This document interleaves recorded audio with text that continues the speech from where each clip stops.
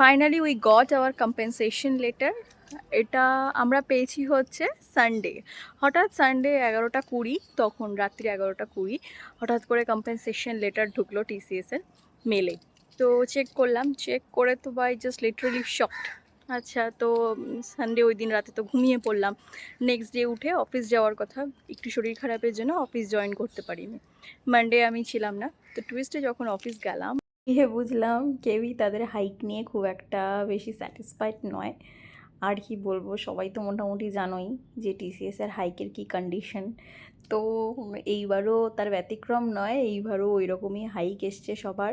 Private কোম্পানিরই মোটামুটি একই কন্ডিশন, বাট টিসিএস যেন সবসময় এক প্রকার এক চর্চার মধ্যে থাকে। অ্যাটলিস্ট এই স্যালারি হাইক নিয়ে টিসিএস সবসময় এক প্রকার চর্চার মধ্যে থাকে।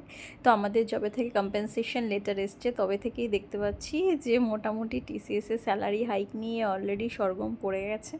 কিন্তু কী আর বলবো, নিজের স্কিল ডেভেলপ করো, না পোষালে অন্য ভালো কোম্পানি দেখো। টিসিএসের এই স্যালারি হাইকের প্রশংসা তো প্রত্যেক বছরই আমরা যারা টিসিএস এমপ্লয়ি রয়েছি বা আগে যারা কাজ করতাম বা যারা অন্য কোম্পানিরও এমপ্লয়ি রয়েছে, তারা তো প্রত্যেক বছরই মোটামুটি এই টিসিএসের স্যালারি হাইকের ব্যাপারে প্রশংসা করেই।